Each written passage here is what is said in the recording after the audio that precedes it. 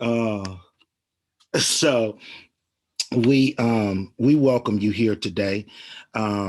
Most of you are familiar with this platform, the Village Network, but Pete and I co-host this particular network to where we call pastors, ministry leaders, community leaders who are African American and Christian to come to this particular medium, and we have different topics, different conversations, different talks. Today, we're going to be dealing a lot with. We're going to be dealing with this digital age and the church, and so we have a guest facilitator that will be joining us later on, and I'll share out her, I'll share her bio when she gets here, and she just arrived. Look at the Holy Spirit. So we want to today what we want to do is have a conversation around um, this digital age, and I think it's something that all of us have been dealing with. We started dealing with it last year when the pandemic hit and forced us to come outside of our buildings and places of worship, um, and kind of see how to pivot and do some things differently. And so today, what we want to do is have a conversation around and kind of hear from you all what has been your experience thus far. How has this um, current state of affairs with church impacted your ministry? How has it uh, not only, and I don't want to use the term hurt your ministry, but how has it hampered, but how has it helped as well? And this is a conversation that I know Peter and I talk about it often, and I know we talk to individual folks, but we just want to get some input from you. Where are you uh, um, currently as far as your digital church? Where are you as far as this digital age using different mediums like Facebook, Zoom, um, YouTube? Where are you with your church currently as far as um, the digital age that we find ourselves in as a ministry? Floor is open. Well, good morning, everybody. My name is Pastor Peter Watts, Rock Church here in Los Angeles. And just like everybody else on this call, we did have to pivot back in March. And so it's going to be almost a year since we've been completely online. And so throughout the course of the year, what I've had to really think about and think through has been how, even though we're socially distant, how can we still be relationally connected? And so we've come up with a good rhythm for our church when it comes to that, and so we have our worship services completely online. And I do at first we were doing it like live, and that was a lot. And so I started doing the pre-recorded content and then streaming it live, so like a simulcasted live where it feels live even though it's pre-recorded. Then I'm able to join the chat conversations as they are happening. uh, and then we do our Bible studies and our prayer online through Zoom. And so we stream on Facebook, and then we do Zoom through Bible study and prayer. And then on Saturdays, every other Saturday, we have gatherings where we see each other face to face, but it's focused on outreach with our food distribution and our foster care ministry. And so people find that time to be kind of connected to one another and feeling like they at least get to see people, even though they're still not hugging and all that good stuff. And so that's been our rhythm for the year. Um, and so I know that in working with this organization called Stadia, working on assessing pastors or church planters, they're moving into this phase called phygital, church. That's the new phrase, phygital. So a physical digital space, and that's what they're going to be funding. And so when we're talking about what does the church look like in the future, and what do major funders look like and are looking for, that's the new term, is phygital, the phygital space, physical and digital. Yeah, that's good. That's good. Just a reminder for those who've come into the room, put your name, organization, and city in the chat. Anybody else? Anybody else want to kind of share where you are with your ministry now in this new era of how we do church digitally? Um, Sam Casey, Fontana, California. That's good stuff that you just shared, Pete. So glad to be here with each of you in this space that I'm so familiar with, not only just ministry wise, but just professionally as well. Um, been in the digital space since second Sunday March of last year, so it'll almost be a year come next month. Um, Started off with some challenges. Now, been able to smooth some things out. I think the reach has been greater than we were able to reach just in a physical context. But what I'm learning just in this digital context, we're looking at trying to move back slowly to a live because it's just so much work, not only on me, but even also on the team. On me because we're a small church, don't have a media team, so we're video. My wife is my producer. I've learned to become very adept at editing videos, getting music content, and a brother Ty. That's why I'm so glad to have this Saturday off. I'm tired of having anxiety from the time of completing the project, uploading it, and then making sure it doesn't interrupt like it has at least three times, at least 3 or 4 times this whole time. It has just sent me, or recording your entire sermon on mute and having to repreach it again. Man, So it's those kinds of things. So in preparation for that, we've led an aggressive. We're in the midst of an aggressive vaccination project and campaign here. My wife and I have been vaccinated this week. We're going to get our praise team and band and other essential members vaccinated, so that we can try to, if at all, try to move back with a small group, a media team, praise team, myself, on a Resurrection Sunday morning. that's a good one. Yeah. Thanks for sharing that, Pastor Casey. We've all run into those glitches.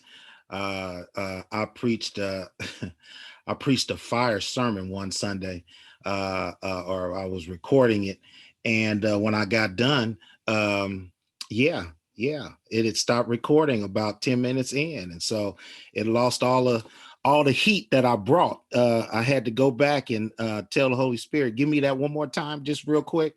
So yeah, and Pete said uploading content, putting the wrong date and time for it to stream on Sunday. You think you put 8 or 9, you think it's 9 a.m., but it's 9 p.m. It all of that, all of that. Those are things that I think we've all run into from time to time. I've heard of recordings and it's noise in the background. Things like that happen. I remember one time I was recording and my wife was in the kitchen washing dishes and she dropped a pot, and so yeah, that got recorded. So just things of like that. Like you and Pete and others, I've been recording since March, and I had to figure this whole thing out. And I'm not really a tech guy, but I thank God for friends who are techie. Peter's one who's techie, and some other folks that I know that are really techie that have helped me out just to upload and edit and become a producer. I'm thinking about trying to go into the studio and see if I can get down with Dr. Dre, because I think I'm a full-fledged producer right now as far as editing and things of that sort. Um, but I've reached a point of exhaustion too, because it's not just the preaching, it's the having to upload and do all of that. About, and the anxiety that comes with that, and making mistakes, and you want to be sure that you do things in excellence. And this is something that's been new for us. So I get it. Jonathan Banks, you got your hand up, brother. Come weigh in real quick. Yeah, I appreciate that. And I'll share just briefly, as up until the end of last year, I served as an executive pastor role at Apostolic Faith Church in Chicago, Bishop Horace Smith. In March, we did pivot to a completely virtual worship. Back in July, we actually returned to hybrid worship, where we knew everyone wasn't coming back. We knew those that were at high risks were not, but we did open up our sanctuary. We, 3 years ago, finalized a 3,000 seat sanctuary. And so certainly operating with between 300 and 500 people in the sanctuary gave plenty of space to physically distance, as well as you could sit with your family and enjoy the service. Because things got real hot in Chicago and our positivity rate went up, we did switch back to completely virtual, not because we thought that our worship services were at any higher risk, but our pastor is also a practicing medical professional. He's a hematologist, pediatrician, oncologist, and he wanted to set an example for other pastors that may not be able to have the stringent adherence to safe protocols. And so not tomorrow, but next Sunday, we'll also be returning to, again, a hybrid worship format. But the reason I raised my hand is I was very curious to see if the pastors and leaders on this call today are tracking to see how much of your congregation are worshiping live at that prescribed time that you are going live on your platforms, and how many are doing on-demand worship. If you're tracking that, and what trends you've seen. Good question. Good question.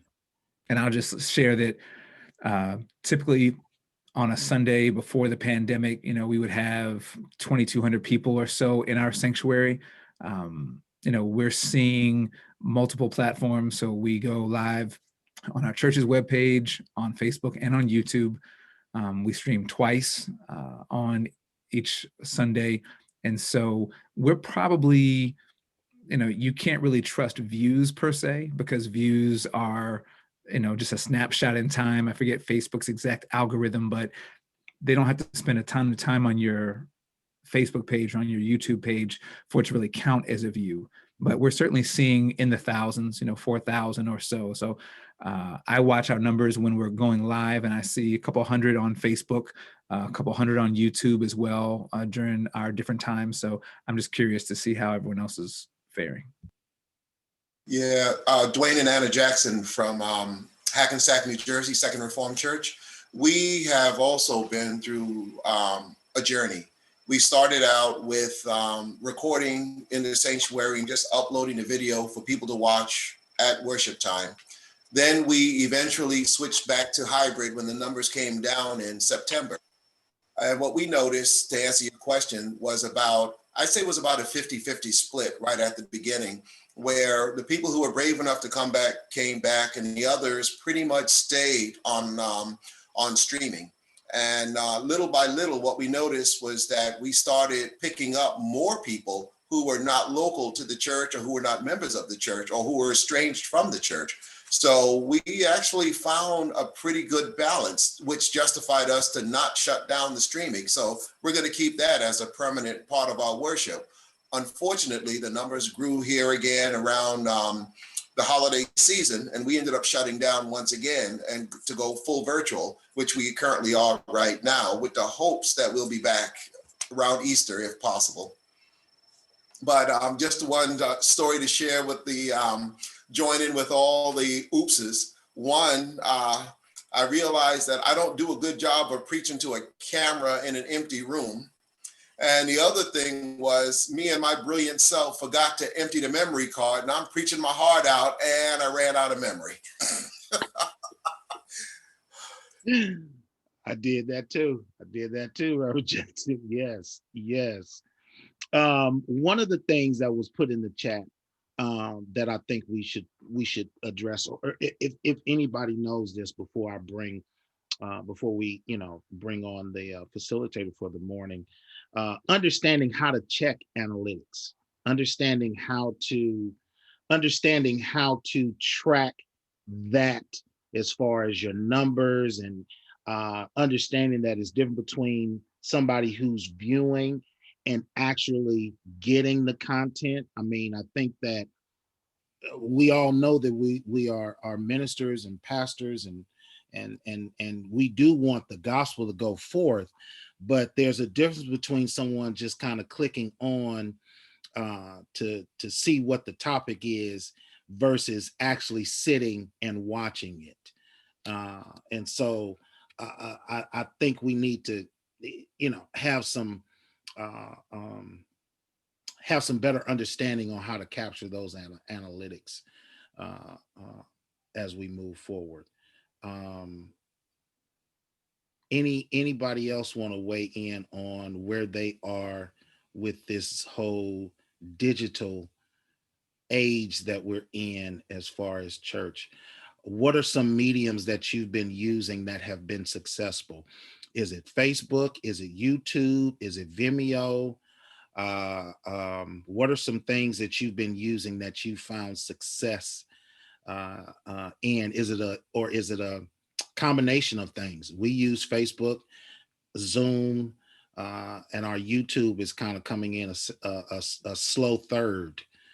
We do Zoom as far as our Bible studies and communion Sundays, but mostly everything is filtered through Facebook as far as our church's page, our my personal page, and just the sharing out. So what are some tools, what are some apps that you all are using um, that you all have found success with? Yeah, I've started out just doing Facebook, and then I ended up subscribing to Vimeo Premium, and so it then opened up the production software. It's not live stream. I can't remember the name of it, but it's all where you can upload your videos, your content, and then stream it. And so and then you can stream to multiple platforms at the same time. So when I'm streaming through Vimeo, I stream to Facebook, YouTube, um, um, and LinkedIn, and then my Vimeo channel or on my website. And so that's where, so that's the main one I use. It was about, I think it's like $800 a year, and gives you access to all that, and it gives you a whole bunch of space for your video content. Because as you know, and as you have discovered, there's a lot of memory space that gets taken up now. And then the last thing I was gonna say, the latest thing that I'm exploring with is something called Alter Live, and I'll put it in the chat. But it's taking live streaming, like on Facebook and YouTube and Zoom, and putting it all together on one platform. And so you stream, but then your people go to a secured page like a Zoom account, and it's like a watch party. So it's streaming. You can stream live, or you can pre-record stream, and then everybody in your church is on, and you can have discussions, comments, talk to one another while the sermon is happening in person. And then after, you can move people to the fellowship hall, and there are different tables, and then it's almost putting them in Zoom rooms. And so if they're sitting at a certain table, they'll be the ones in that Zoom room, and nobody else that's sitting at a different table will be able to be in that room with them. And then they have like,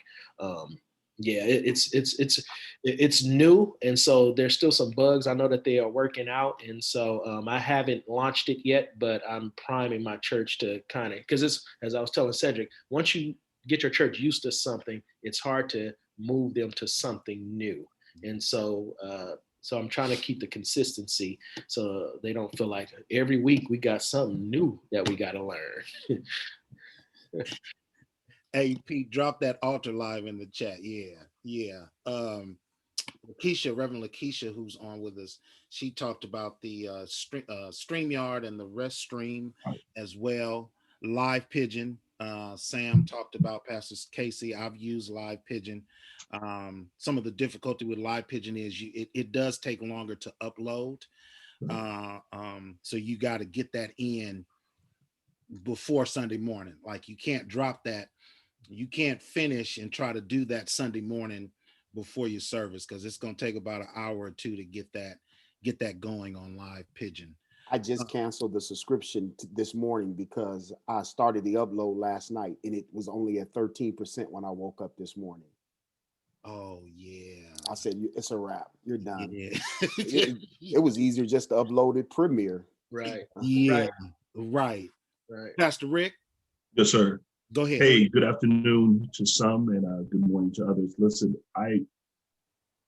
in this journey, and I want to back up a little bit because we talked about how we, what platforms we use. We started using, Facebook at first. Funny story. Don't tell my wife. That's all I'm asking. Don't tell my wife. So we're trying to get it together, whatever. And I had put it on, I was testing it. So at the time I was using my phone. So said, I'm testing it out, and I accidentally pushed record. Me and my wife are in our robes. We weren't decent. I'm gonna put you that. Man, let me tell you something. She didn't know. She didn't know. Pastor Sammy, she didn't know, bro. She didn't know. And I'm recording, and I'm looking, I'm like, man, that looks like it's red. And I'm like, yo, I run up. I have and forgive the term, I have my wife beater on, y'all. So I went, turned it off.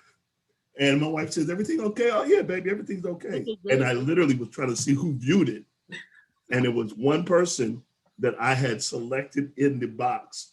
Who, look at them. Pastors, listen, I had to call the person and says, hey, were you on Facebook just now? No. Good. I deleted it immediately. Let me tell you something. It was a learning experience. But going now to the topic, I used most of the platforms, multimedia platforms, but one that works for me so far is definitely StreamYard. There's some other great ones, but StreamYard has been consistent, very reasonable in price. And they have the free version if that's the case too, but it's worked for me so far. They have now they just added Twitch, and if you don't know what Twitch is, it's something on pretty much on gaming platforms. So it's a lot of stuff you can do with it. Of course, there are other ones out there. So far, that's worked for me. So yeah. But thank you for that time. Funny start. Yeah. I think during this time period, my wife has gotten used to when she sees my laptop open and, turned in a common way. She's like, is that thing on? I said, no, because one time I messed with her. I did. I teased her. I said, now, this, I'm on Zoom and they can see you. And the move that she made was Avenger-like, because she was like, no, stop. I said, no, it's not. I'm just playing. But anybody else want to weigh in on what you're using and what you found success with? Can I just say one more thing and I'll be quiet? One of the things, I think the benefits for me in the pre-recording, when I first decided to do pre-recording, I spent a whole day and I recorded all 4 sermons in one day. And then I gave it to my video guy and he produced the service, and then we uploaded them to the platforms and put the dates and times and all that kind of stuff. And for a whole month, I was, and the reason why I started doing pre-recording, because I was able to buy back all my time. Mm-hmm. That whole month, I was able to, I had a paper I had to write, and I was able to sit for that whole month and really focus on my paper and not have to worry about recording and church and all that kind of stuff. So that was, I just wanted to kind of share that in terms of the benefits for me of pre-recording content. Yeah, that's good, Pete. That's real good. Because it is time consuming to do that. And I think the part that nobody sees is the frustration and the irritation and, just the anxiety. It's a certain anxiety that you have because you're on this time crunch of, your services at 9 o'clock on Sunday or 10 a.m. or 11:15 or 12 o'clock or whatever it is that, time of your service, and you want to get that content out there because you know that you have people who are waiting on that. We have some devoted folks who are part of our church and followers, and they want to get the word in addition to, there is so much content out there. And I mean, I think we've all experienced that, to where in now we can cheat, but we can cheat and it not be cheating. So folks can hop around and go to different services, 8 o'clock, 9 o'clock, 9:45. Sometimes if you got two devices, you can be on one person's service on your cell phone, another one on your iPad, and got somebody else on your laptop. So yeah, I saw your service today. You captured nothing. So it's like people are hopping around, and because we're all on the same playing field. So my brother Reverend Jackson said, I saw a service of TD Jakes and at Potter's house, and this brother is preaching to an empty facility, except for the folks who are there doing the recording. And so you miss those amens, you miss those moments of somebody shouting or whatever.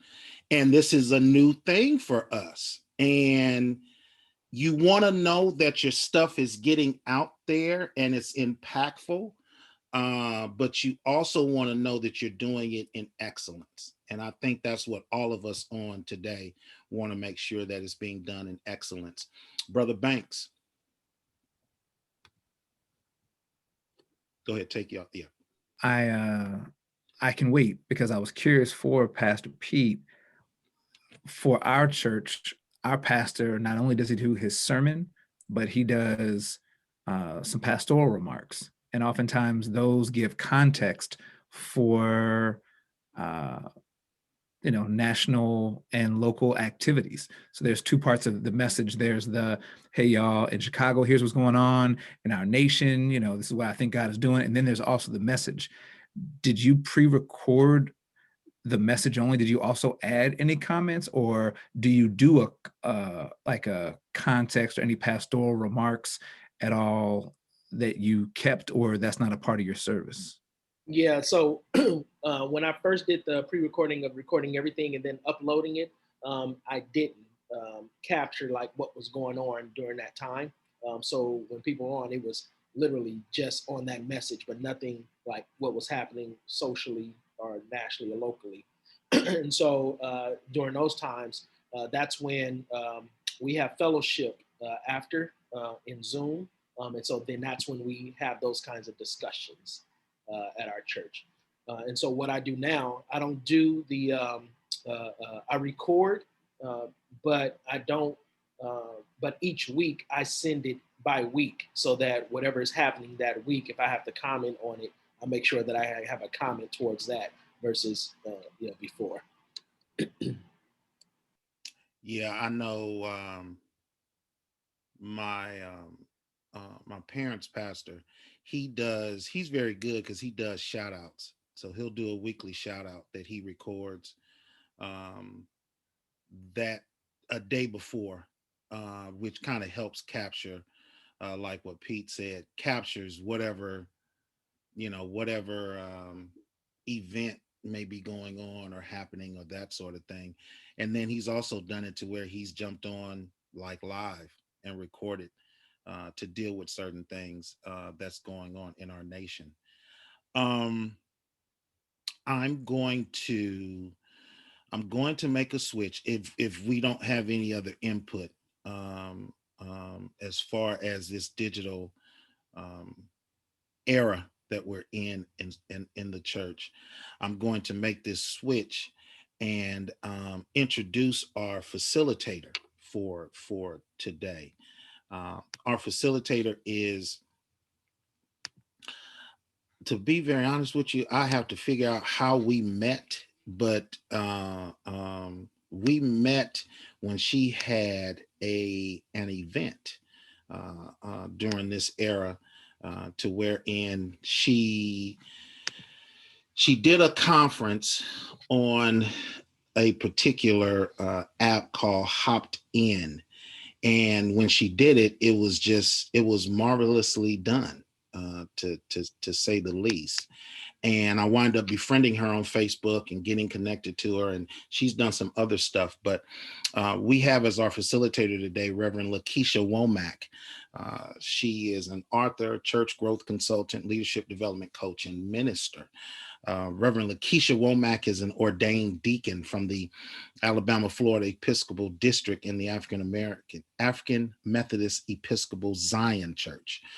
She's a lifelong member of Simpson Chapel AME Zion Church in Greenfield, Alabama. She serves as a member of the ministerial team at Marvin AME Zion Church in North Carolina. Her latest project is the launch of the hashtag Rethinking Church Strategies LLC, comprised of religious thought leaders sharing ministry and disciple making resources and research. The project has evolved into a social impact community with think tank groups focusing on creating tools, resources, and models for church community. Lakeisha is the owner and lead consultant with Womack Consulting Group. For the past 15 years, the firm has provided brand management, leadership training, strategic planning, and political consulting to professionals, not-for-profit organizations, churches, colleges, universities, and businesses worldwide through seminaries and one-on-one consultations.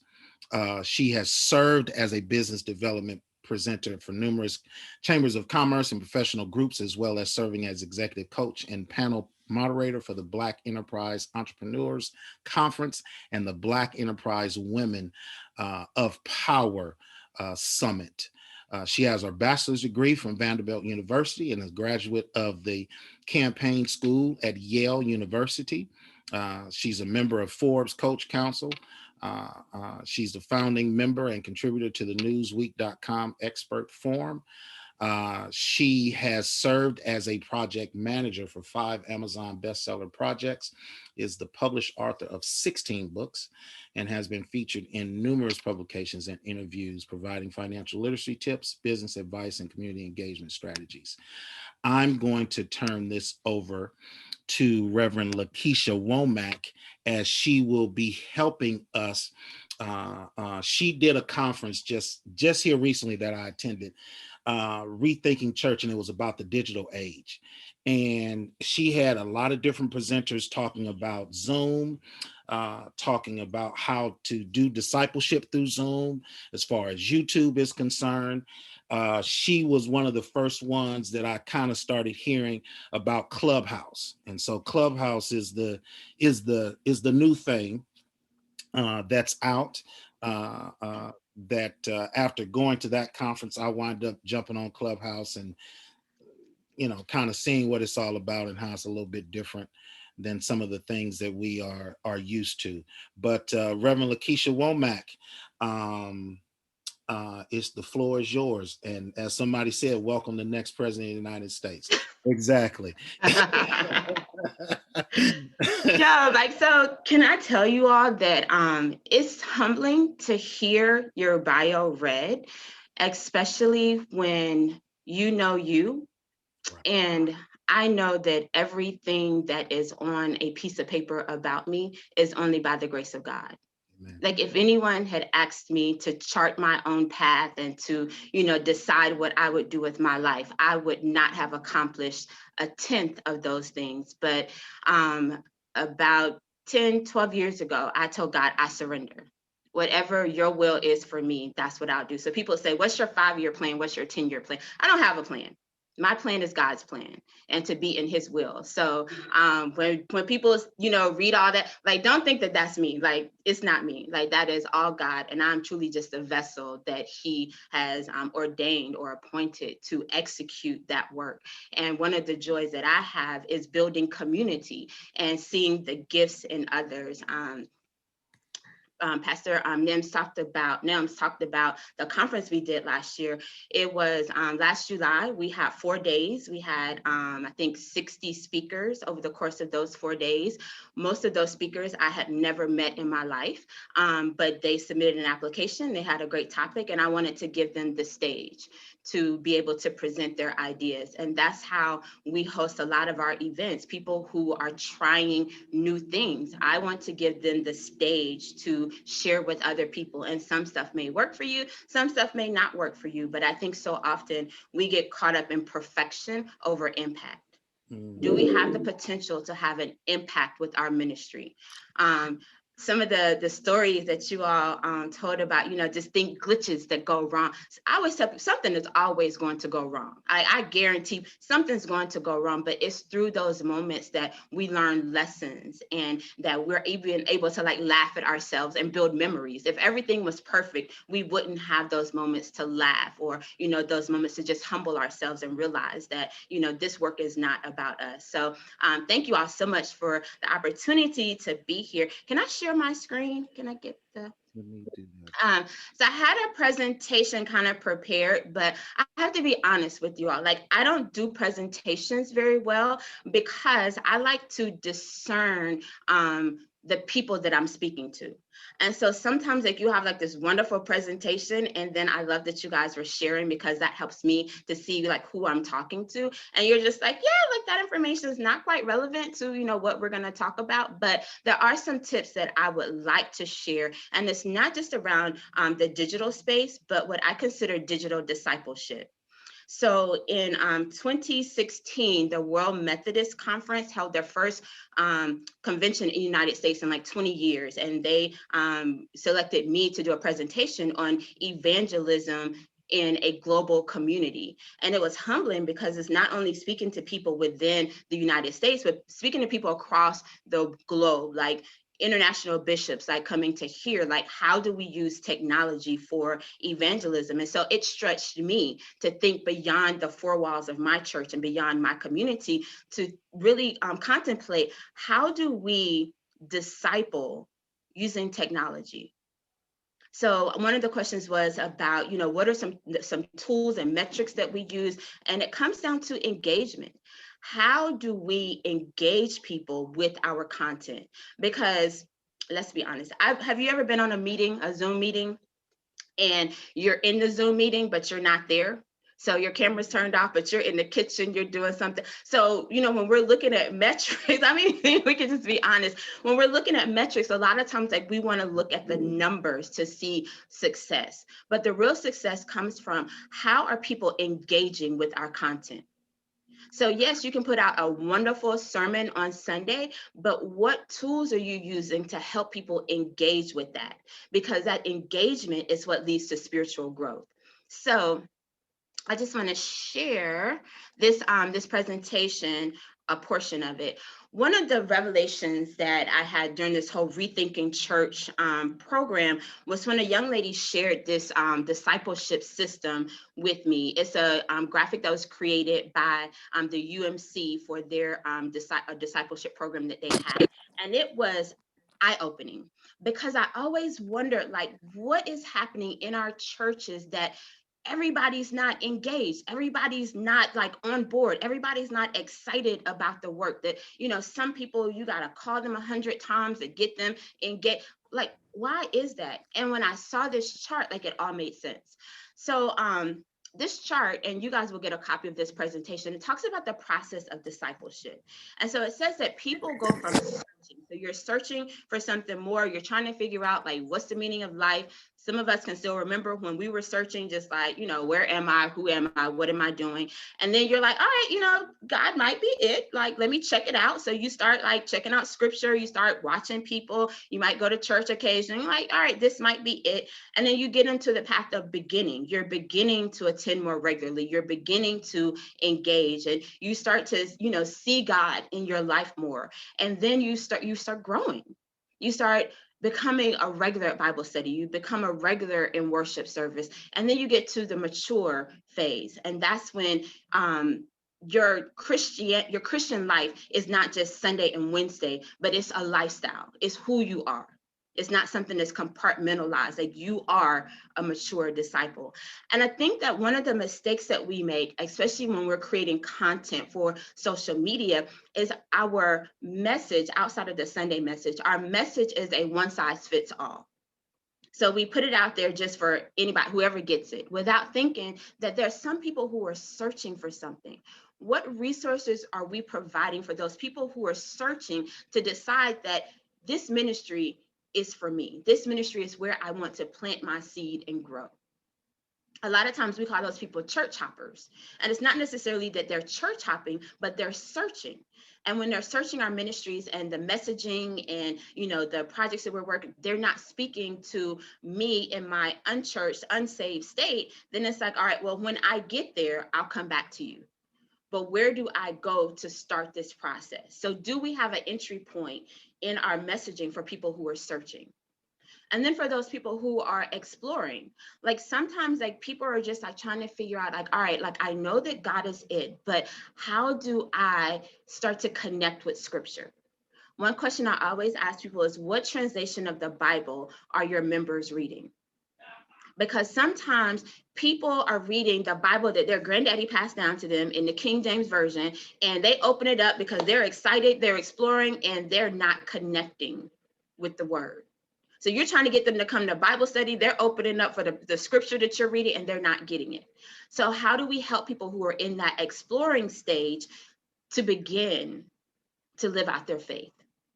So you guys, again, will have a copy of this chart. I highly recommend just taking a look at it and thinking through as you're creating messages, as you're putting out content throughout the week, how does that content speak to people who are in these different phases?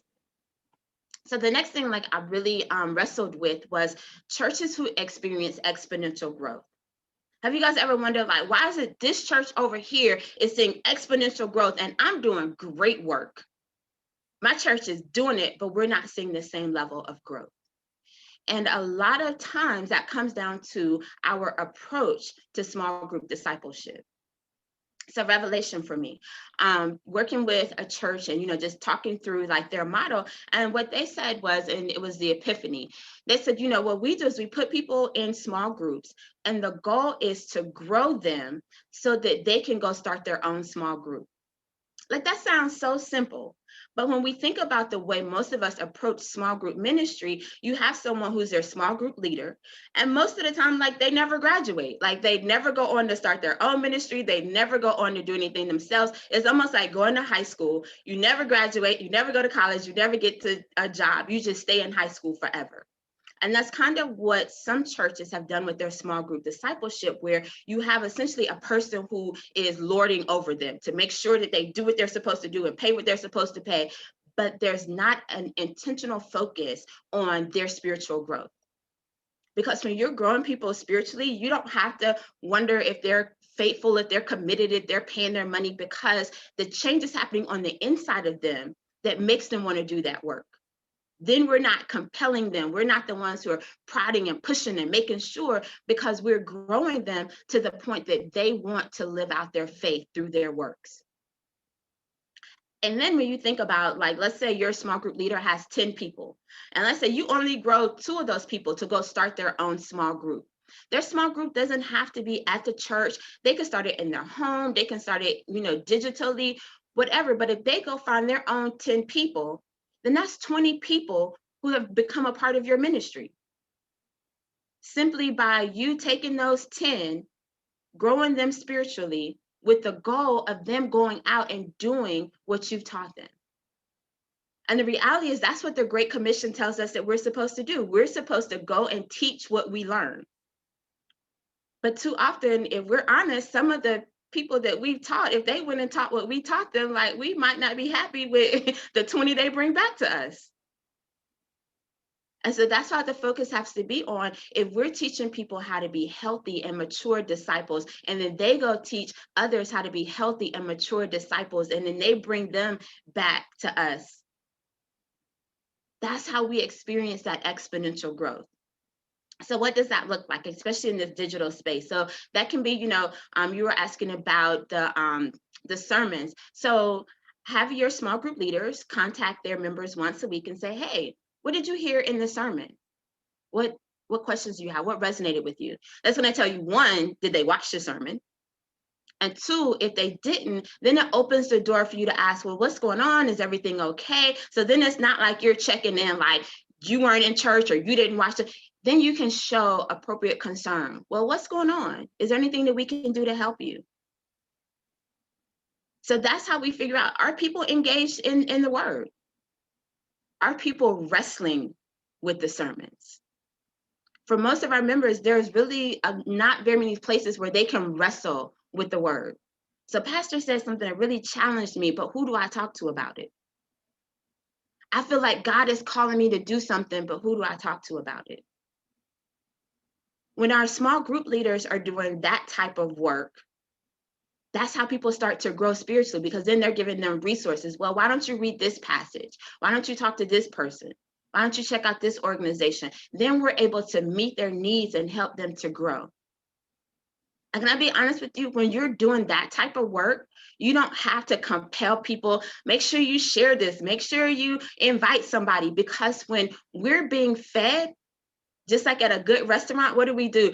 Girl, you have got to come eat at this restaurant. The food was so good. You have got, but too many times people are not sharing and inviting others because they're not getting fed. So they're like, if I'm starving, why would I invite someone to come starve with me? We can dress it up, it can look good, but if we're not feeding people, that's just like going to a restaurant that has a beautiful outside, they have the best chairs and menus, but they don't have any food. So you're like, yeah, it looks good, it feels good, but I'm still hungry. And that's how we have to think about the work that we're doing. Are we feeding the people that we're ministering to a point where they want others to come and get what they're getting? And so we do a lot of this work through our internal assessment. So I know, a lot of churches focus on outreach and how can we go save the world. And honestly, when I started doing this church growth work, I thought that's how you grew churches. Like you go out, you tell your story, you brand, you market. But then when I started going into congregations, I realized that a lot of our churches are nonprofits with volunteers who are just doing fundraising. Like they're not making disciples. We're doing Zumba, we got, dance night, we're doing all this fun stuff, but the competitive advantage that churches have over every other organization is that we offer Christ. But outside of the Sunday message, outside of the Wednesday Bible study, what are we doing to grow people spiritually? What are we doing to assess where they are? Not judge them for that, but you know what? You might have been in church for 20 years, but you're still exploring. You haven't even found a Bible that you read on a regular basis. What are we doing to meet them at that point and not to judge them or condemn them, not to say, you know what, you're not there, but how do we help to grow you? A lot of the issues that we have in our churches is because people haven't been discipled.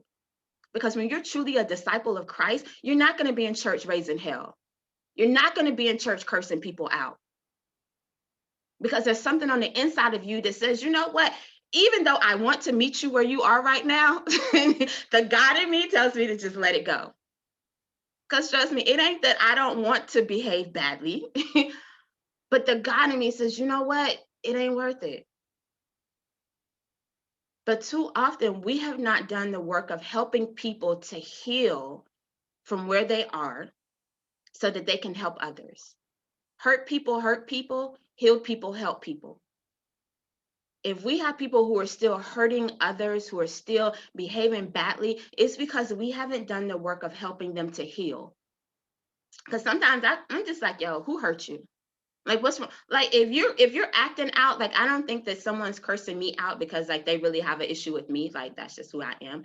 But it's like, all right, so what's really going on? Like, what's the real issue that you think that's the appropriate way to talk to someone?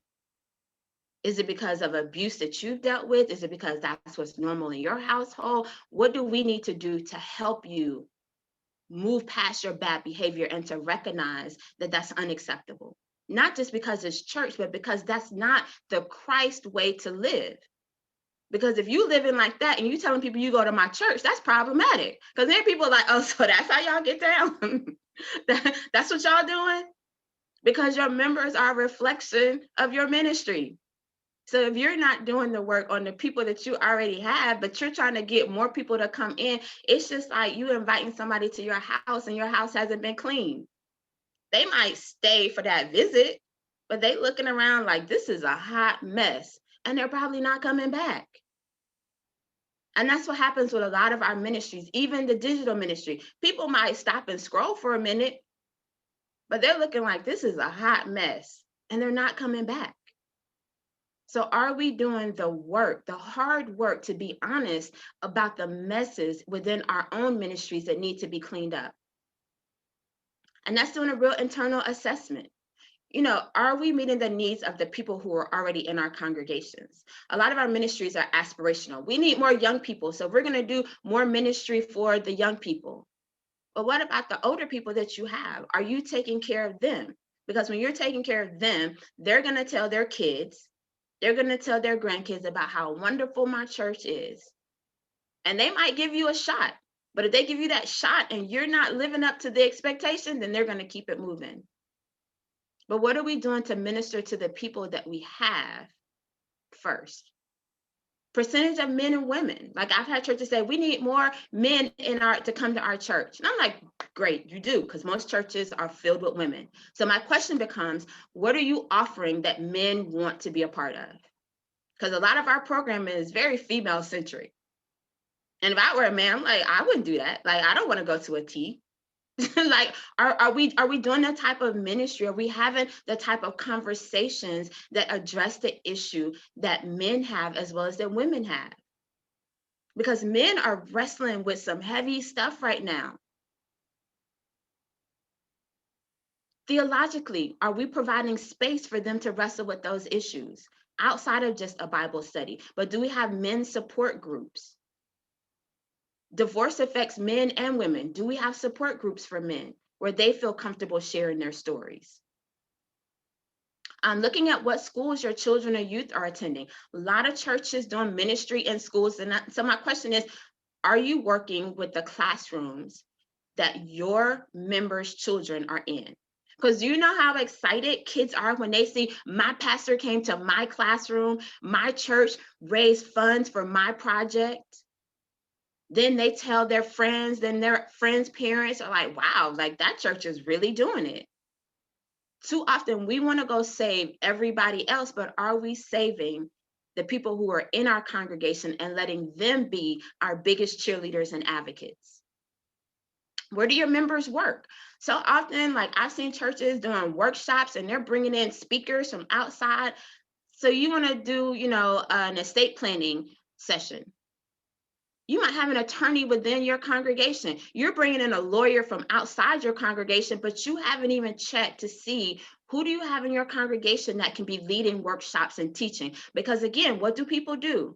When you put them on stage, they're going to go invite their friends and their family to come and see what they're doing.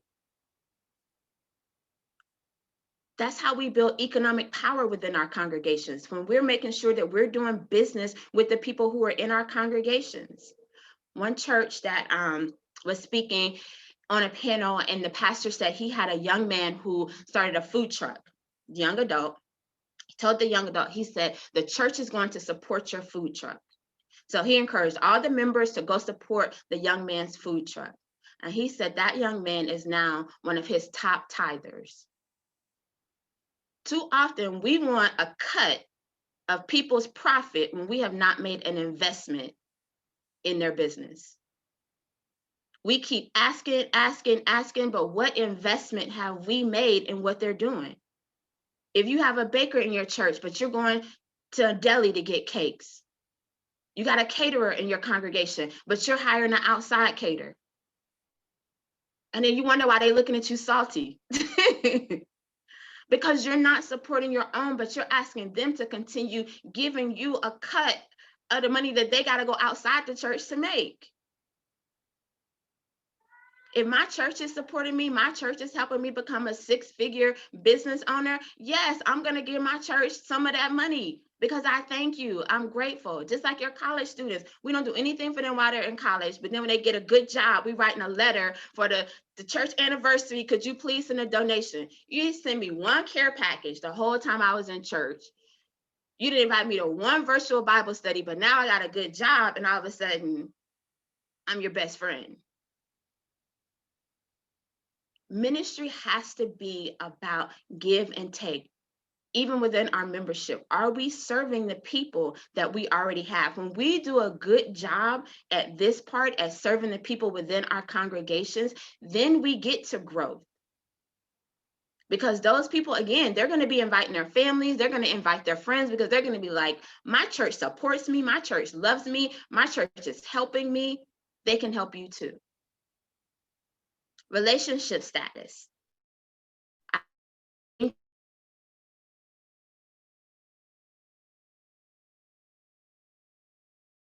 Is an area that we have to address. What are we doing to help people wrestle from a theological perspective about what's happening right now? How are we helping people to process that, these statistics, 400,000 people dead, that's somebody's father, that's somebody's uncle, that's somebody's cousin. One of my cousins, who's like maybe 3 years younger than me, died last week in Louisiana, have 4 kids gone. Why him? Why my family? I'm faithful. I pay my money. I serve. I have a good heart. Why is God taking my family? For people who are still in those early stages of discipleship, that's a struggle. That's a struggle to understand. I'm faithful. Why'd I lose my job? These heathens over here still got their job. They got a promotion. What are we doing to help people wrestle with these issues? We're always like, we need to create more content. If you want to create content where it just may be a short video of encouragement, speaking to the specific issues that people have. Have some check-in, some soul care check-in sessions with your members. How are you doing? Like, it doesn't have to be anything formal, but give them a chance to check in and to let you know what they're dealing with. And that's how you figure out, all right, what ministries do we need to develop? We develop ministries that address the needs that the people have. And then, of course, what's the process of growing people once they become a member? So these are the first 3 steps. I have 9 strategies for engaging churches and congregations in ministry. And I usually, the first time I present, I just go through the first 3 things that we need to think about. Because after this, we go into the external. Then we start looking at the community. Then we start looking outside the church. But too often, we're looking outside, trying to serve everyone else when we haven't cleaned up our own house. And make sure that the people who are in our restaurant serving are friendly. They want to be here. They're committed. They're modeling the fruits of the Spirit so that I can trust the new members with them. Because you got some members, if you can be honest, that you don't want the new members to meet. Don't go over there. Don't go talk to her because you might not come back. And usually it's because we haven't done the work of discipling those people, and we've allowed them to behave badly. And we just kind of put them off to the side and try to hide them behind the closet, hide them behind the curtain, instead of having the tough conversations. Because I tell you, I would really hate for us to do all this work, creating all these videos, all this production, and the people who are under our charge still miss heaven. Because the reality is, and I mean, correct me if I'm wrong, all the scripture I've read, when we get to God, there are only 2 responses that we're going to get. Either, well done, my good and faithful servant, or depart from me, I never knew you. And even in that, you can do the religious activity, you can pay the money, you can come to all the meetings, you can be the most faithful member and still not be a disciple. Because God knows our heart. So are we training people to be members and to do the activity, or are we creating disciples who are living the calling that God has placed on their lives? And so we use digital to do this, Looking at what platforms we use, because there are different platforms that work well for different things. So if you're doing, prayer calls, then yeah, a Zoom conference call might be best. If you're doing an event, then looking at something like Hopin might be best. If you're doing small group, then yeah, using Zoom. You don't have to broadcast everything to Facebook. Some stuff is just for the membership. So often we want one platform that's going to do everything, but we really have to think through, like, all right, what is the experience that I want to create through this project? How do I want people to interact? Because if you use StreamYard, then you can't have other people on camera. You can't have a group on camera. It's only the people who are presenting. So that might not be the best method if you're trying to get engagement. But if you want to do a panel discussion, then StreamYard could be excellent, because then you can put the points at the bottom, you can do different things. So we have to really think through, not just, what's the easiest thing to do, but what's going to create the best experience, because we live in an experience economy. People are always looking for an experience, like they want something that's going to excite them that they can go and tell other people about.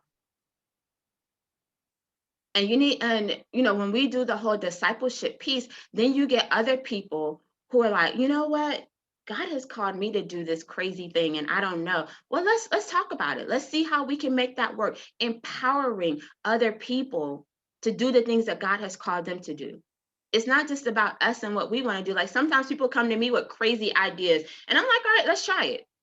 Because what's the worst that can happen? 2 people show up. Maybe those were the 2 people that God wanted to be there. It's not always going to be 200 people. But we have to truly believe that the people that God wants us to touch and to help will be in those spaces. Because it's not always about the numbers. It's about the impact. Are you impacting the people that God has placed before you? Or are you saving it for the crowd?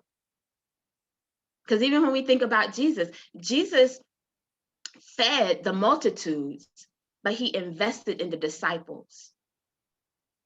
We can do ministry for the multitude, but we have to invest in the disciples. We have to invest in our leadership team, because when we invest in them, just as Jesus told them, now you go and do what I taught you.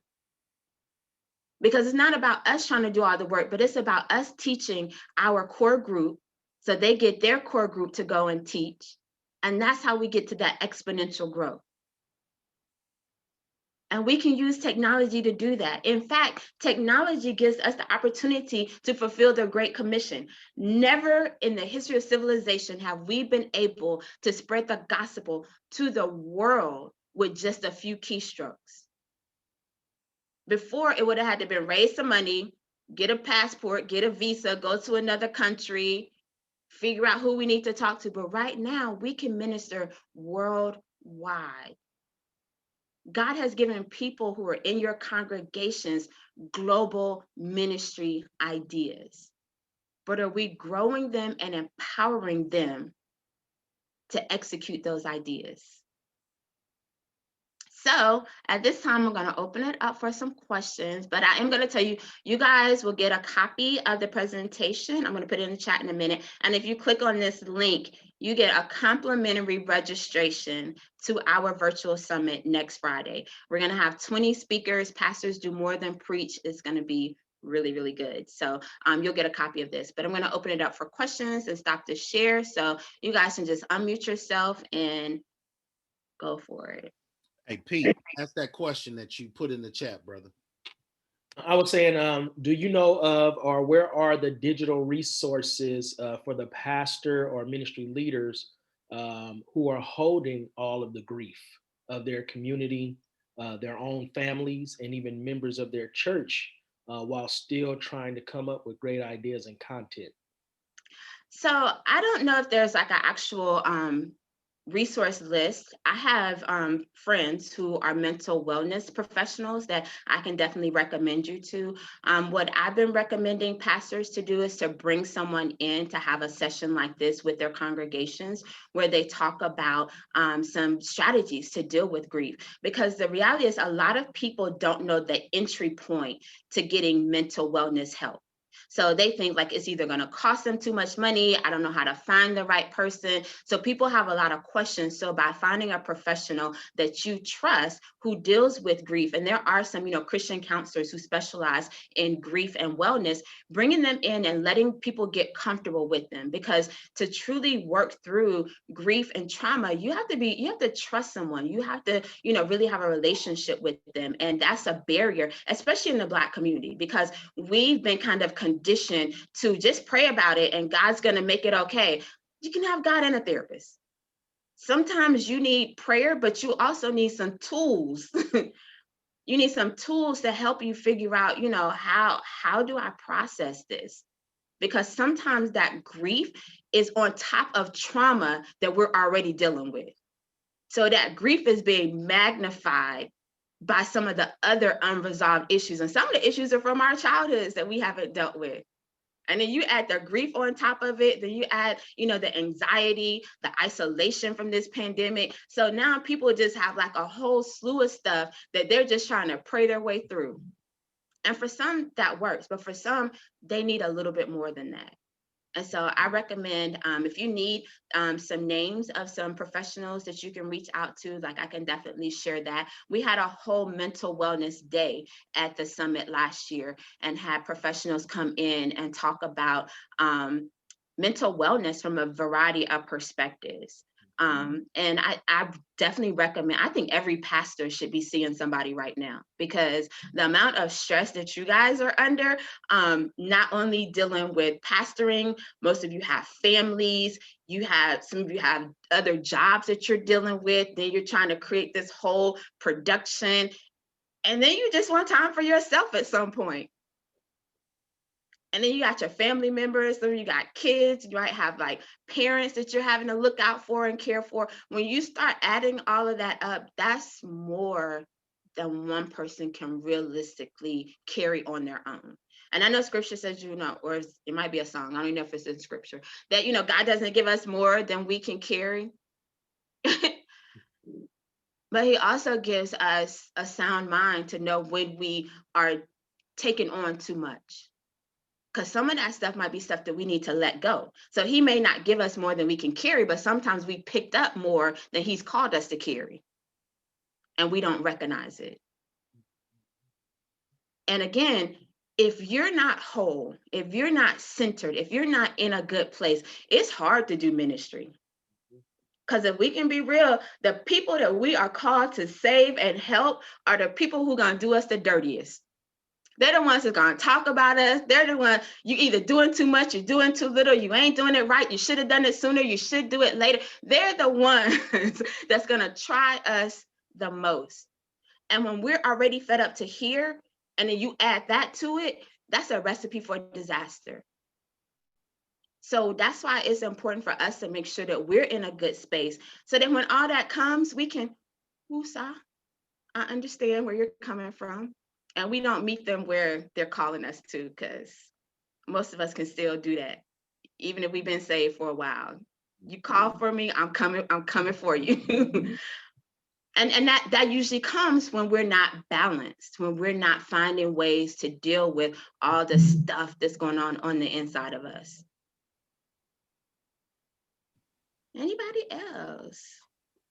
Just so that folks know, I am curating a national list of spiritual directors and therapists that are people of color. Oh, that's awesome. Once that list is done, I'll send it out to you guys.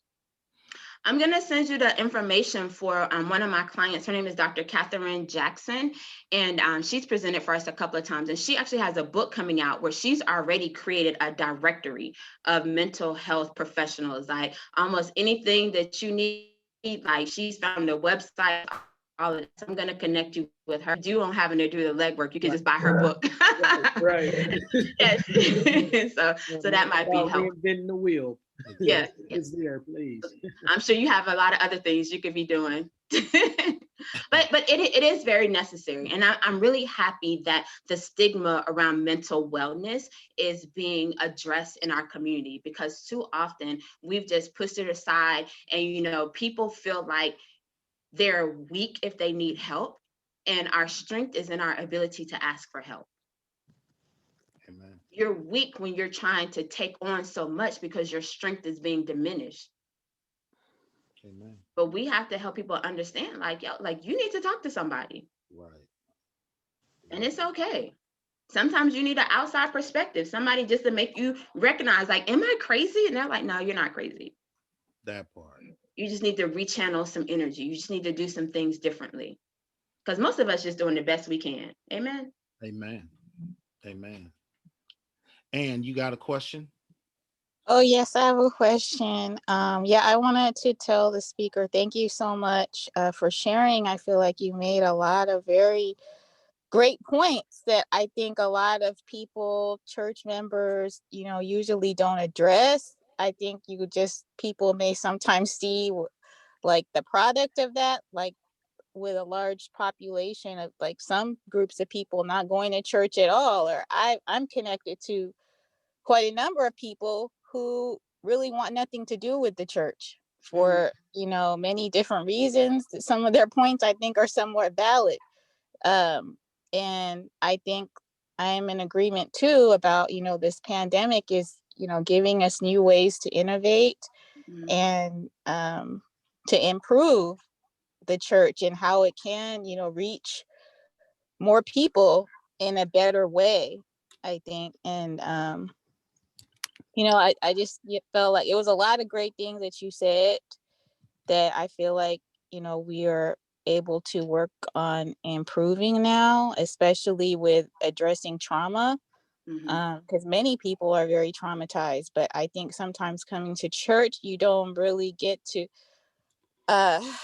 fully express how you or what you went through and how you feel, or I don't know, it kind of depends. I have went through like a long journey with different churches and coming to God, so I have been to quite a few different churches, and I have been through quite a few different things in my life. I feel like sometimes, I mean, it's still good to be in the presence of God, definitely, and to pray, and to God will uh solve a lot of your problems and heal a lot of your pain. But I think we also need to better get to know each other in a sense, because I kind of felt like I didn't grow up going to church, me personally.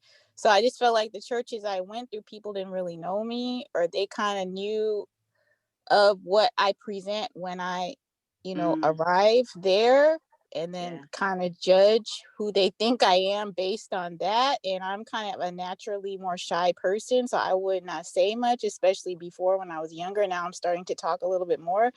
But people would judge, and I felt like sometimes marginalize me because I wouldn't really talk. They didn't really even know anything about me, but I would still keep going.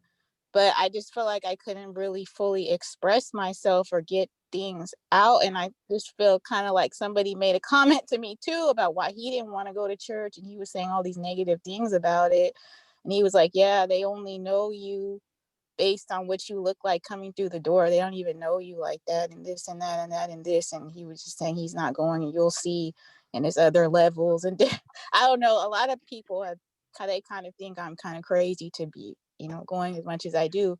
But yeah, you did say a lot of important things. But I think it is a blessing now in this digital age that we're in, that we can do a lot more things. And people who maybe would not take so much initiative to get dressed up, drive to the church building when it was more physically going on, may, if it's just on their phone, and if it's something that can capture their interest, they may be more open to hearing the word and hearing what people have to say. So yeah, thank you very much. I appreciate your presentation. Awesome, thank you. And I also, challenge churches that everyone who doesn't come to church when we were in space was not because they didn't want to come to church. So there are some people who are homebound. There are some people who are caring for people who are homebound.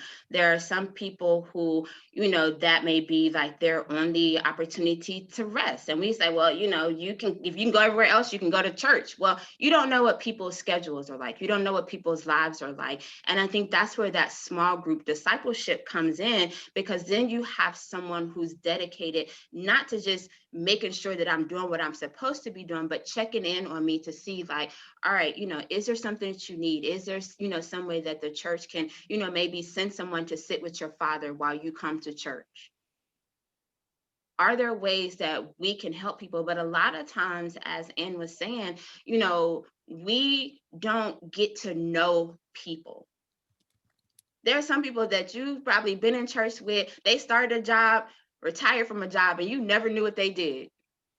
Never knew where they worked, because we don't really get to know people. We know what they present on Sunday.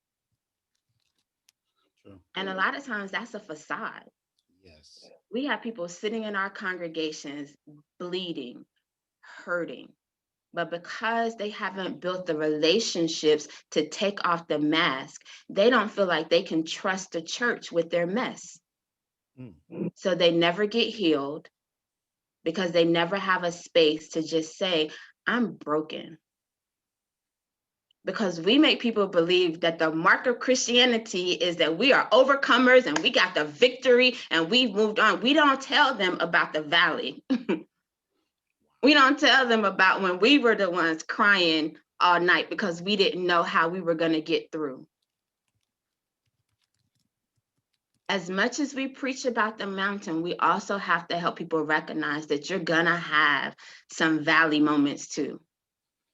But the same God that's with you on the mountain is with you in the valley. And those are the things, that's the work. And that's why I start out with the discipleship piece, because your leaders have to be mature disciples, because they are an extension of the pastors. And too often when the hard situations come up, what they do, pastor, you need to call so-and-so because she's going through it. No, you are, as a mature disciple, supposed to be able to help her go through it. You're the one who has been tasked to walk with her in this season. Yes, I will provide support, but we have to make sure that our leaders have been mature so that they can do the work of walking with people. There's no one in your congregation that shouldn't have someone walking with them, because we all fall down. And a lot of times when we fall, who in the church is there to pick us up? Who even knows that we fell down?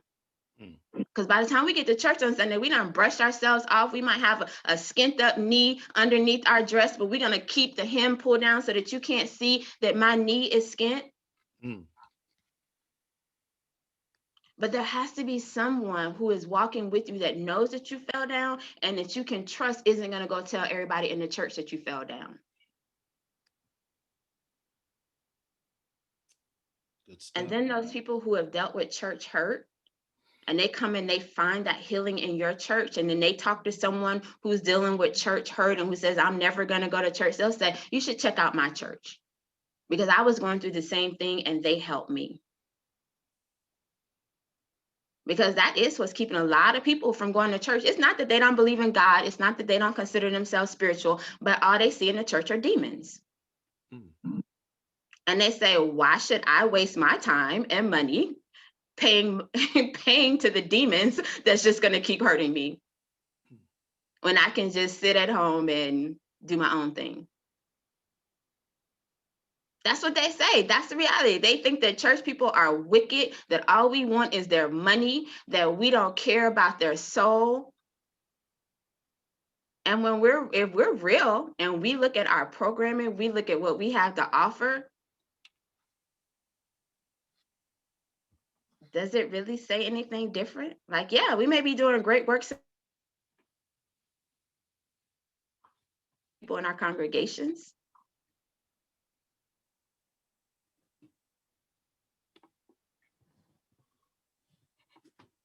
Good point. My two. Hi, good morning, everybody. Thank you for what you brought here, presented today, and just kind of listening to the collective. It made me think more about mental health and what you were talking about, that bridge about who's in our congregation. And I think that there's opportunity for us as churches to support mental health professionals more. They're overwhelmed right now. Everybody is now starting to seek out mental health. Mental health is like a buzzword, even in a Black church, which it should be 100%. But the number of skilled African-American therapists that we have is dismal. And I think there's this opportunity too for the church, because you talked about the give and take of how we can give into that community, that profession, and build more of a bridge of support, more of a bridge of encouraging other people to go into that field, so that when we're having these lists, you know, that these people are not overwhelmed because all of a sudden their caseload just went up.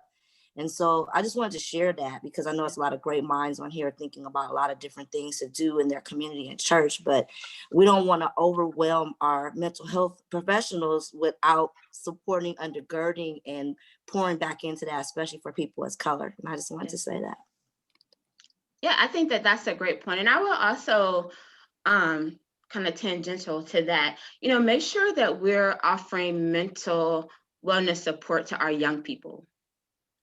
So, you know, kids right now, like, they're trying to survive a pandemic too. And a lot of times, you know, we think that as long as, you know, they're not acting out, they're not being crazy, that they're fine. But, you know, I have a 15-year-old son, and we've, you know, had conversations with him about, you know, just how are you dealing? Because he hasn't been in school in a year. So he hasn't been socializing with other young people, and just the impact that that has on them, because we know that kids are social.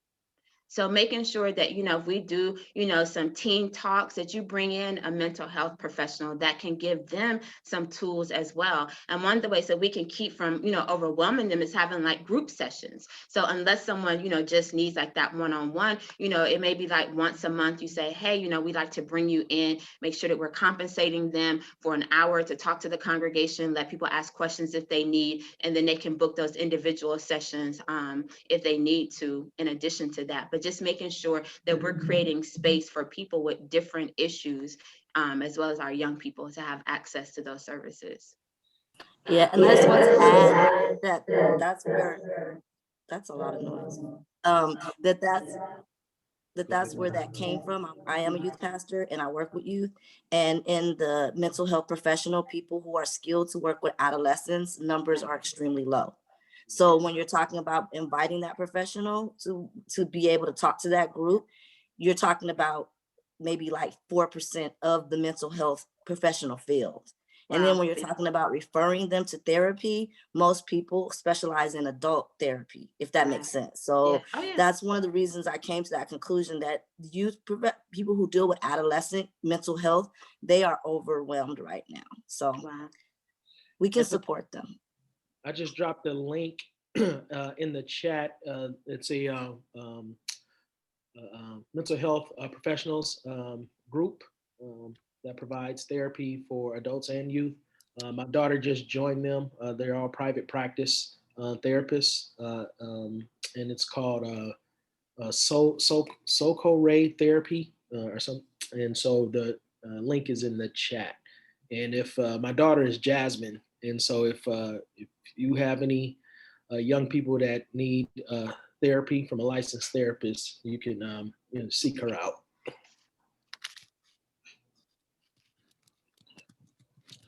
Yes. Any other questions? While we got probably another 15, 20 minutes. Any other questions for Reverend Lakeisha pertaining to what has already been shared, and any questions as far as how we do what we do from a digital perspective? One of the things I found interesting was the when you're talking about small groups. I know a lot of not a lot, but there are some churches here, their church would be considered a small group, right? And so what kind of strategies do you have for churches that are small, that that aren't large churches that do small groups and, but want to grow their, grow their church from that small group model? I would advise that they empower some of the people in those groups to start their own cells.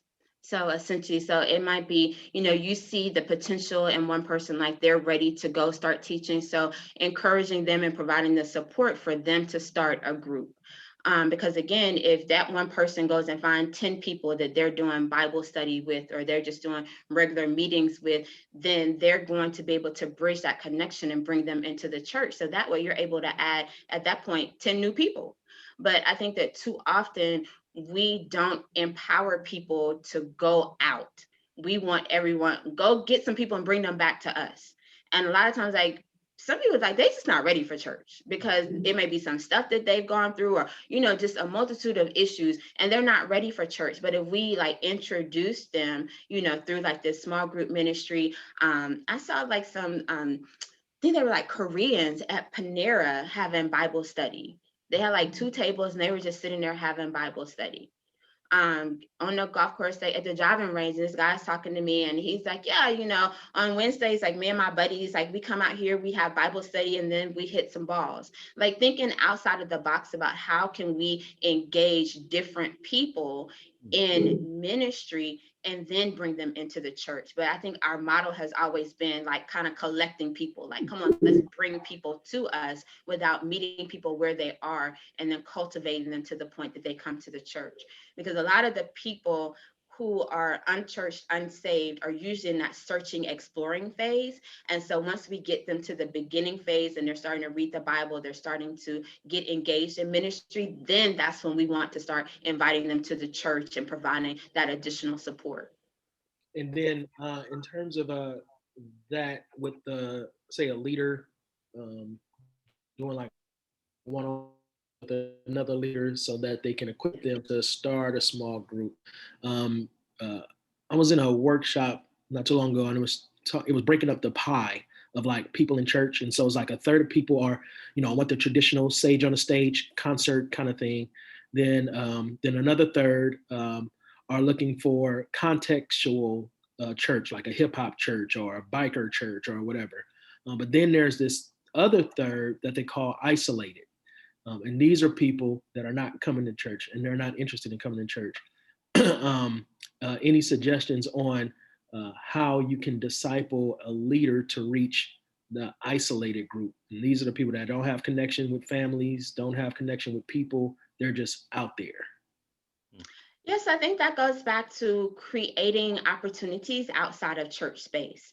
So, looking at, maybe it's in, some strategies might be, once like the pandemic has cooled, but so you have to be a little bit more creative, like during the social distancing period. But, some people do like waffles and the word, where they just bring people together to, maybe talk about scripture, giving people the opportunity, again, to wrestle with scripture. A lot of the resistance that people have is just like their questions that no one has really been able to answer, or they haven't had the space to ask those questions. So it's like the Bible says this, and that doesn't really make sense. And the people that I talk to, the answers that they give aren't really satisfactory. So do we provide space for those people who are, again, searching and exploring to ask those questions?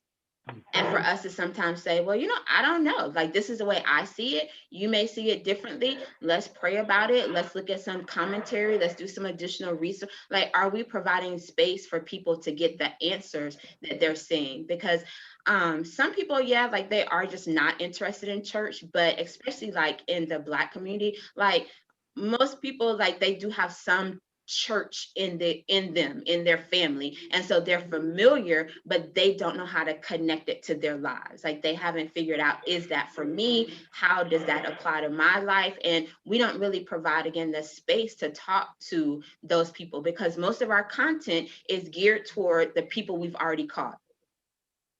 We don't have a lot of bait content, a lot of content that's for the fish that's just like swimming around, don't know where they're going. We don't have a lot of content for them to grab on and be like, wow, I haven't thought about that. here's a space for me to actually, join with some other people who are asking these same questions. We create content for the people who already know the scripture, because we say, different cliches, and people can finish the cliche. Like one of my aunts is a pastor, and it's entertaining to me, but she'll set up, and it's like maybe 5 or 6. She say the first part, the congregation say the second part, and they go through like the whole thing. And it's not even scripture, it's just like all these churchy cliches that they're just so used to saying. But if it's someone from the outside, they're just like, wait, what's happening here? Right. And that's how a lot of our content is under the kind of like created for people who already get it. So what are we doing for the people who don't get it, who are just like, I don't know what's going on here? That's good. We're going Pastor Edward Edwards and then Pastor Arce after him. Pastor Edward Edwards, you got a question? Comment. Yes, sir. Thank you. Thank you. Thank you, Village. Quick question as far as it pertaining to technology and evangelism. What are some of the tools or techniques that are being used to familiarize our more mature seniors with this technology that they may be intimidated by or just unfamiliar with? So I think there are 2 schools of thoughts on that. So some churches that I've seen, like they have actually invested in like tablets, and then they'll go to the older members' houses and kind of show them how to use it, or they'll like encourage like their kids or their grandkids to buy them tablets and then go and show them like, this is the button that you press to get on live, this is the button that you, and so providing that training. And then the second is like they just not going to do it. Like, and I think like we have to provide space for the people who are just not going to do it. Cause like if I'm 80, 90 years old and you trying to tell me about this Zoom thing, I'm 90 years old. I'm not doing it, and I'm 90 and I don't have to do it. So we have to then think more creatively. So how do we ensure that we're continuing to minister to them? So like I've had some churches who say that they're still making DVDs. So they'll make a DVD or a CD to take to the member's house. So thinking like, yeah, you're going to have some people who are going to adopt the technology, but then there are some people who like, they just not going to do it. So we can't just say, well, since you're not going to do it, then we leave you behind. Because at the end of the day, those are sheep that are still a part of your pasture. Those are sheep whose blood is still on your hands. And so when you get to heaven, God is going to be like, oh, so they didn't want to get involved in technology, so you just left them to go astray. He's going to ask, so what did you do to try to meet their needs? How did you try to meet them where they are? That's good. Thank you. Thank you.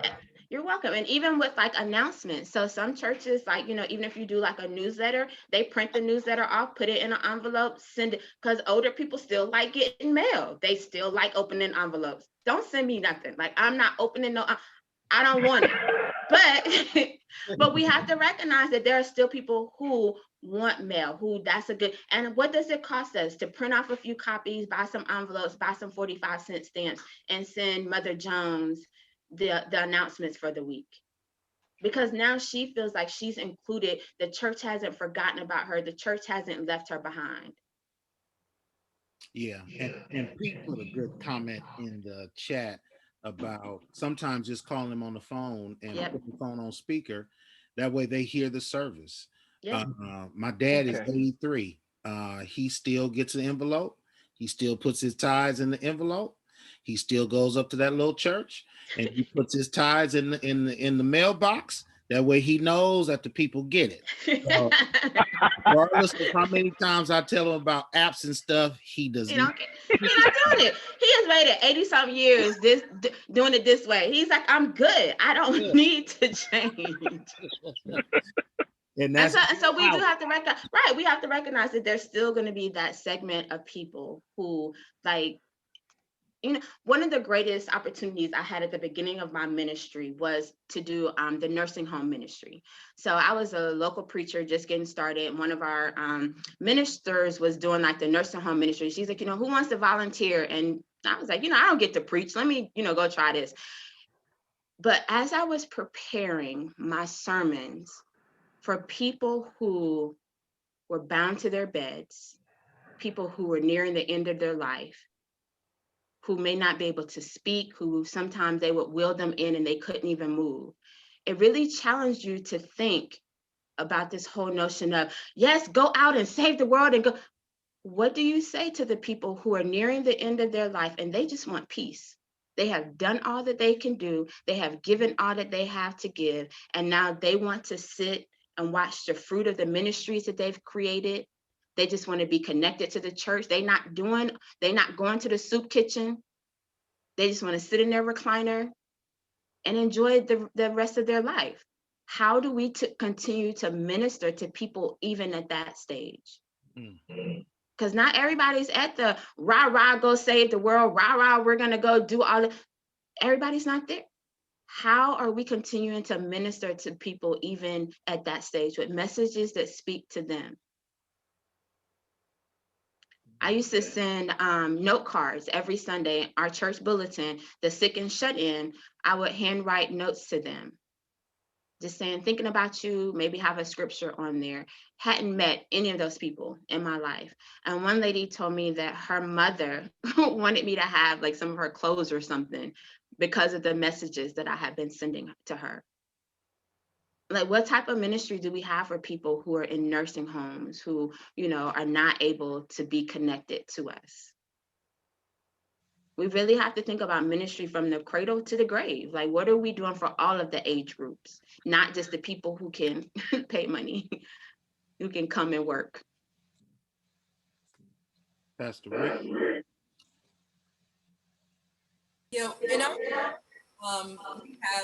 quite a number of older members. Some of them have gotten really technologically astute.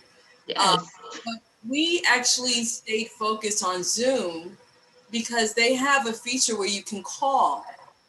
And for many of our older members, they're happy to just call into worship and listen to it on their phones. They don't need to see it on the computer. They don't even own a computer. Some don't even have internet, but they all have a phone. And so they've been just calling in and listening that way, and they're happy with that. So that was one of the ways that we were able to keep them engaged, even in the midst of all this other stuff that's going on. Yeah, and we actually ended up taking it a step further. We had a couple of members who were intimidated by dialing this and pressing pound and putting in code. So what we would do is we would call them and then put them in on our phone while we were down on the computer doing our thing. Only challenge was we had to remember to hang up the phone and not. So they don't hear the post-church chatter. I think that's good. And I think that's also where that small group discipleship comes in, because the leader, the person who's walking with them, should know what's the best way to reach them. So I had one small group leader who was like, she was never able to get in contact with this one person in her group. And so my question was, did you ask her the best time to reach her? Like, you might be calling at 7 o'clock on Monday night, but if I work from 3 to 11, 7 o'clock on Monday night is not the best time to reach me. But so like your small group leader should know those things about the members. How are they accessing the message? Are they having trouble with that? Do they need you to call them? Do they want a DVD? Do they need something in the mail? That's why small group leaders shouldn't have more than like 10 to 12 people. Just like Jesus only had 12 disciples, you shouldn't have 20 people. You cannot walk with 20 people. You will lose your mind. Because if you're truly walking with them, that's the person that they're calling, that they're relying on, that you're praying with them, that you know that their Uncle Jim just had his big toe removed. You can't do that with 20 people effectively. But having your small group that you're able to check in on and truly walk with, then you know those things. And then you can go to the pastor and to the rest of the leadership team and say, hey, these are the things that we need to work on. We have some members who have these issues. But too often members are struggling with issues and the church doesn't know. Pastor Rick. Hey, first of all, thank you so much for just the information. It's been incredible. I deal with a lot of young people, let's say young adults. And what I've found most difficult is making sure they understand apologetics in order to reach this generation, because they're full of questions and they know it all. And I don't know if you have any, outside of prayer, fasting, and in getting into faces about the Lord. Any tips on how to disciple them to do just that, to when they're young? I'll say minister to the people around them, because there's a lot going on in the sense of that 18 to 35 or whatnot. It's a lot of questions that they may have that comes down to going back to apologetics. And I know it's an old word for a lot of people, but I think we're missing it in understanding that we have to reach them through apologetics rather. Yeah. So I think one of the changes that I've seen with this younger adult generation is definitely that they think that they know everything, right? And they have access to all the information, so they think they have all the answers. So one of the things that you can do is, like, if you're doing like small group with them, assign them to teach the lesson. So say, okay, you know, this is the topic and I want you, because then that's going to cause them to research. And then when their fellow members start asking them questions, then they start to see like what it feels like, oh, I thought I had all the answers, but now that I'm the one who's responsible for answering those questions, I now see how much I don't know and what I need to learn. Because that's something that you can't really teach people. Like, they really have to experience it for themselves. Sure. And too often we allow them to sit in that position of, I got all the answers, and if he just knew what I knew, then, you know, the pastor we doing, it's like, okay, I get it. Yeah. We're gonna do a rotation. And we're gonna let everyone present a lesson. Received. Thank you. Humble some people. I'm on the right track. Thank you. You're welcome. Anybody else wanna ask questions, weigh in? I'll just this is my last thing I'll share. The when you were talking about small groups and small group studies, and connecting things. One of the things that we started doing at our church that my video guy does. So we record, pre-record, as I shared before. But then at the end of our series, at the end of the month of our series, he takes my message and he creates Bible studies from them. And so I'm going to put it in the link for everybody. And I would love feedback, because this is the first one we did for the month of January.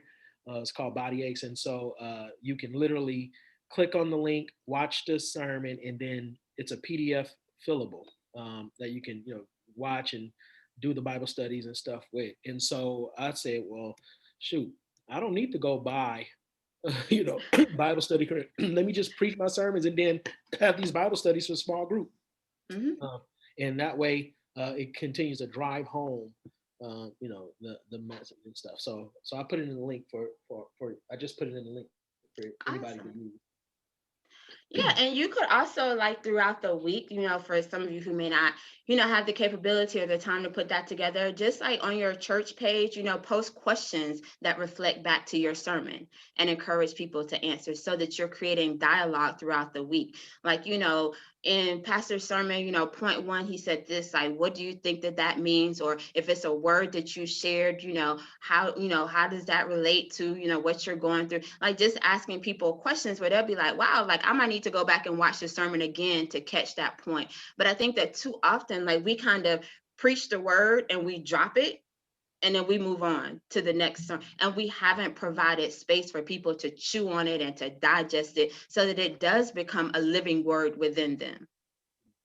That's a good, very good. So I love that, creating, some way for people to continue engaging with, because as much work, I don't preach that often, but as much work as I put into preparing a sermon, like, I kind of want people to do something with it. Like, I don't know what you're going to do, but I want you to do a little bit with it, because I put a lot of work into researching this. So, how do we find ways for those sermons to have, like, more value past, just a moment of the preached message?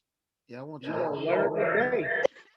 Right. Some leftover. Because the meal is good. Eat on that for a couple of days. Will you? Right. Before we move on to the next one. Yeah. Anything else? Does anybody have? We in the chat, wealth of knowledge, great presentation. Folks have been restored and refreshed through this presentation. Also, Reverend Lakeisha, don't forget to send. I'm gonna send it to you. Okay, yeah. Send that the presentation you did, so I can send it out to the. Yep. And it has the link on the next to the last page, and it has my contact information. So if you guys need to reach out, you have questions or whatever, all of that is in the presentation. Okay, perfect. If there's no other questions, I'm thankful. Pete, you want to have some final words before we sign off, brother? No, I just want to say thank you again for sharing with us all the way from North Carolina and taking the time out today. And yeah, we look forward to working with you even more. Thank you. It was definitely my pleasure. Definitely. The advent of the invent of technology. I was in Birmingham for 2 hours this morning. I was able to go to California for 2 hours this afternoon without leaving home. So it works out for everybody. It's a beautiful thing. It is. Reverend Dwayne Jackson and his wife, I think, are in New York, right? New Jersey. Got you. Yeah, they're in New Jersey. So Awesome. And Vivian's in New York. Yes. Right. I see Vivian. I'm sorry. Vivian's on today in New York. Edward, you back? Are you back east too, brother? You're muted. Okay, he's muted. I'm in Inglewood. Inglewood. Okay. Always up to no good. Inglewood, always up to no good. We got Rodney, Pastor Rodney, that's up in Tacoma, Washington. So Wow. we covering some things in this digital age, and that's a beautiful thing. That is. To connect with family and friends. But Reverend Lakeisha, you've been a blessing from the first time I met you, and you've been nothing but you've done nothing but show the heart of God since I've known you, and I appreciate you for that. That you're not filled with a lot of airs. You're just natural and down to earth. And so we love you here at the Village. Congratulations on your engagement. You are engaged. I saw that. So congratulations on your engagement. Woo. Yeah. Keep us in prayer. We'll be praying for you and your hubby, soon to be hubby, in the coming weeks and months and stuff like that. But like Pastor Pete said, we'll be in contact with you. We're gonna pull on you for some other stuff to help out the Village as we move forward. But Village family, thank you. Blessings to you. Have an awesome Sunday tomorrow, even with all the glitches. Pastor Jackson, be sure you got enough bandwidth.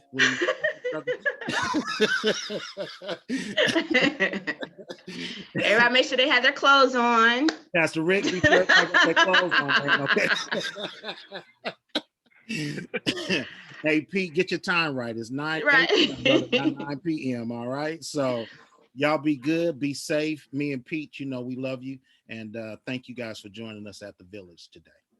Thank you. Thank you. Thank you. Thank you.